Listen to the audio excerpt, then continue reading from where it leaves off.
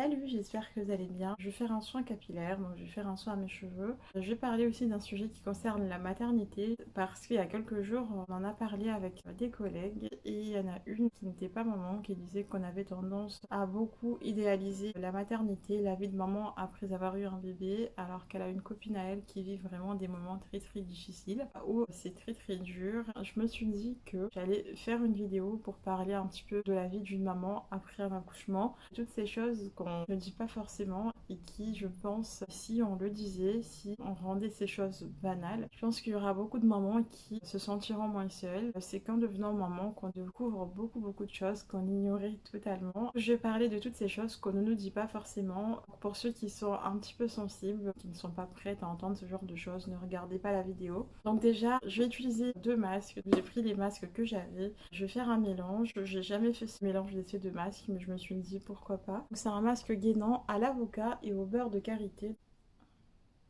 Celui-ci, je l'ai acheté en grande surface à Carrefour. C'est pour les cheveux très secs, rebelles ou frisés crépus. J'ai aussi utilisé un masque de chez Dark Lovely. C'est un très très vieux masque. La formule a été améliorée. C'est un masque cholestérol pour nourrir et renforcer les cheveux. En ce moment, mes cheveux, je sens qu'ils ont besoin d'être renforcés, d'avoir un soin fortifiant parce qu'ils se cassent quand même assez facilement. C'est un masque que j'ai acheté en grande surface, surtout au niveau de mes pointes. Du coup, je perds un peu plus de longueur. Je pense que beaucoup doivent connaître cette marque Dark Lovely. Pour les cheveux défrisés, endommagés, colorés. Mes cheveux en ce moment, surtout au niveau de mes pointes, ils sont beaucoup plus fragiles. Que j'avais envie de faire un soin protéiné. Je vais faire mon soin sur cheveux secs. Je vais aussi utiliser une huile d'olive à la fin pour nourrir mes cheveux. Donc ce que je vais faire, je vais mélanger le masque là-dedans. Voilà, donc je vais mettre les masques là-dedans.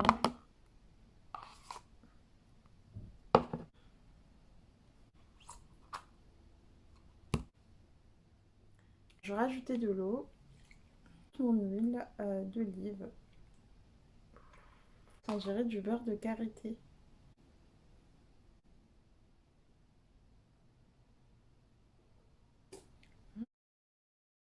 Déjà pour commencer, quand on accouche, on ne perd pas tout de suite son ventre de grossesse. Et même quand le bébé sort, on garde toujours son ventre bien rond, bien gonflé. Donc ça, il faut le savoir, quand on accouche, on n'a pas tout de suite un ventre plat, donc ça ne sert à rien de ramener les vêtements qu'on portait avant, parce que le ventre reste vraiment bien gonflé, comme si on était encore enceinte. Ça impressionne, mais c'est la réalité. Et aussi, le ventre devient vraiment tout flasque, vraiment tout mou, comme si on avait gonflé un ballon, qu'on a dégonflé, et donc le ballon reste encore gonflé, mais quand vous mettez votre doigt dans le ballon, ça s'enfonce, c'est tout mou, et en fait, le ventre, c'est exactement pareil après avoir accouché. Ensuite, autre chose aussi que j'ai vu après avoir accouché, c'est que la peau change. Dès que j'ai accouché, la peau en fait au niveau de mon ventre a complètement changé. Ma peau est devenue vraiment très noire, aussi noire que mes cheveux. Je n'exagère pas, mais en tout cas mon ventre a changé de couleur. Dès que bébé est sorti et qu'il n'y avait plus de bébé dans le ventre, mon ventre est devenu tout foncé. La poitrine, pareil, devient vraiment très sombre, beaucoup plus foncée. Pareil au niveau de mon cou, de mon visage, c'était devenu vraiment très sombre également. Maintenant, en fait, je suis maman, j'ai un bébé de 14 mois. Le côté sombre est totalement parti. Et par contre, au niveau de mon ventre, ça s'est beaucoup atténué, mais je vois quand même une démarcation, ça ne part pas complètement, ça reste légèrement plus foncé qu'avant. Il faut savoir que quand on accouche, qui dit accouchement dit parfois une césarienne. Il y a des mamans qui ont une césarienne soit programmée, soit une césarienne d'urgence. Qui dit césarienne dit cicatrice, une cicatrice qu'on garde pour toute une vie. Il y a beaucoup de mamans qui ont beaucoup de mal à l'accepter et qui mettent vraiment beaucoup de temps, des mois, voire même des années, et à accepter ce nouveau corps. N'importe quelle femme qui accouche, ça peut arriver. Et autre chose aussi, quand on accouche, ça n'arrive pas chez tout le monde, mais il y a beaucoup de personnes qui ont une déchirure tout simplement au moment où bébé sort. Donc soit ça se fait tout naturellement, soit il y a un acte médical. Donc ils font une épisiotomie pour faciliter la sortie du bébé. Ça fait partie des choses, je pense, qu'on ne dit pas forcément. J'en ai entendu parler que quand j'étais enceinte, parce que j'ai essayé de me renseigner. Mais après, il faut pas s'inquiéter, ça se recoue et après ça redevient normal. Donc après on n'y pense plus. Il faut savoir que ça fait partie des risques quand on accouche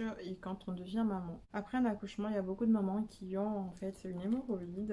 Après, avec le temps, ça s'arrange. Et aussi après un accouchement, donc ça dépend si on a accouché par césarienne ou par voie basse, mais c'est très très compliqué de s'asseoir normalement, voilà. Donc de s'asseoir comme je suis en train de faire sur les fesses, c'est vraiment très très douloureux parce qu'on a accouché, surtout quand on a des points. J'ai eu beaucoup de mal à m'asseoir normalement. Donc ce que je faisais, je m'asseyais que sur une fesse et quand j'étais bien engourdie, je changeais de fesse et ainsi de suite, en fait j'alternais. Donc c'était vraiment très très douloureux. Donc ça fait partie des choses que je ne savais pas. On ne peut plus s'asseoir normalement pendant quelques temps, que tout se répare, que tout se remette à la normale. Et aussi après un accouchement, comme on n'a pas eu de règles pendant 9 mois, après un accouchement, on saigne beaucoup. Beaucoup, beaucoup, beaucoup. Après, ça dépend des mamans, mais il y en a qui vont saigner pendant 2 semaines, d'autres 3 semaines, d'autres beaucoup plus. J'ai saigné pendant 6 semaines, 1 mois et demi de saignement après avoir accouché. Ce sont tout simplement des lochies, ce sont des saignements à postpartum. C'est tout simplement le corps qui se nettoie, donc on perd du sang. C'est pas vraiment rouge comme les règles, c'est rosé. Donc surtout les premiers jours à la maternité, on saigne beaucoup. Donc on met des grosses serviettes, des très très grosses serviettes. Moi j'ai mis des pentes. J'ai été coupée, je suis désolée de la luminosité. Donc je disais que on porte des pentes, on porte des grosses serviettes une fois qu'on a accouché parce qu'on saigne beaucoup. Et aussi, des choses que je ne savais pas, c'est que même pour ceux qui allaitent, je pensais qu'il suffisait juste de mettre un bébé au sein et c'est fait, mais en fait, c'est beaucoup plus compliqué que ça. On a l'impression que c'est tout à fait inné. En fait, l'allaitement, c'est naturel, mais ce n'est pas inné. C'est vraiment très, très, très compliqué au début. Pour beaucoup de mamans, c'est vraiment très dur, c'est très douloureux. Et je pense que si vous demandez à beaucoup de mamans qui allaitent ou qui ont allaité, je pense qu'il y en a beaucoup qui diront que ça n'a pas été facile. Après, encore une fois, je sais pas chez tout le monde, mais en tout cas pour la majorité des mamans, ça n'a pas du tout été facile. Donc ça fait partie des choses qu'on pense que c'est tout beau, tout rose, que tout se passe bien, mais en fait c'est vraiment très très compliqué. Et aussi après un accouchement, encore une fois, ça sera pas chez tout le monde, mais pour beaucoup, on ne connaît plus de grasses matinées. Une fois qu'on est parent, on ne connaît plus de grasses matinées, on passe de nuits vraiment très très courtes, en tout cas pour beaucoup. Donc on se réveille tous les 2-3 heures ou tous les 4 heures pour nourrir bébé. Une fois qu'on est maman, on a moins de temps pour soi parce que au début, un bébé c'est très très prenant. On ne peut plus sortir sur un coup de tête si on vous invite, voilà, pour boire un verre, pour aller au restaurant, pour aller au cinéma. Donc c'est toute une organisation, ce n'est plus du tout comme avant. La vie change énormément. Des fois, il y a des bébés qui pleurent vraiment beaucoup. Beaucoup, beaucoup, beaucoup. Ça peut créer beaucoup plus de tension dans le couple. Ça devient le centre d'attention. Donc il y a beaucoup moins de temps en couple. C'est pour ça que, pour ma part, en fait, il faut jamais faire un bébé pour sauver son couple. Pas du tout.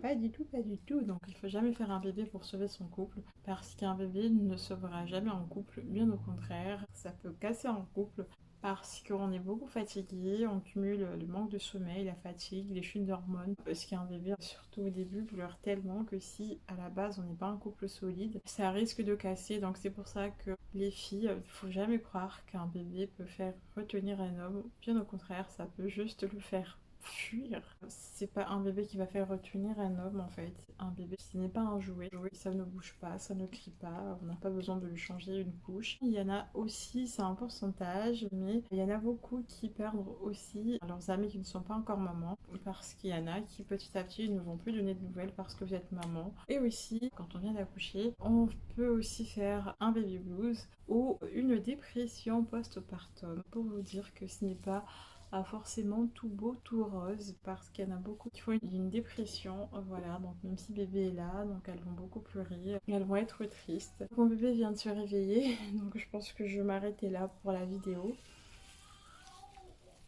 Me revoilà, j'ai dû aller donner le sein à mon bébé, donc il s'était réveillé. J'ai rincé le soin.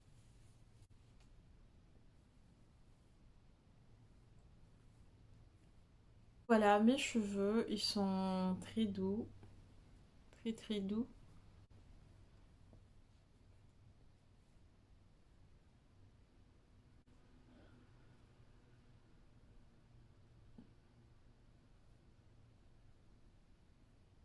Voilà pour cette vidéo. En tout cas, il faut savoir qu'il ne faut pas idéaliser la vie des gens. Chacun vit ses moments de difficulté, juste que les autres ne le montrent pas. C'est pas que les autres ne montrent pas ces moments de difficulté, qu'ils ne connaissent pas des galères, même si c'est le plus beau rôle du monde. Je vais m'arrêter là pour la vidéo, donc si vous avez des choses à compléter, à dire sur ce que j'ai dit, n'hésitez pas. En attendant, abonnez-vous si vous avez envie et likez la vidéo si elle vous a plu. Je vous fais tout plein de bisous, prenez soin de vous, pensez à vous, soyez votre propre priorité. Commencez par prendre soin de vous avant de prendre soin des autres.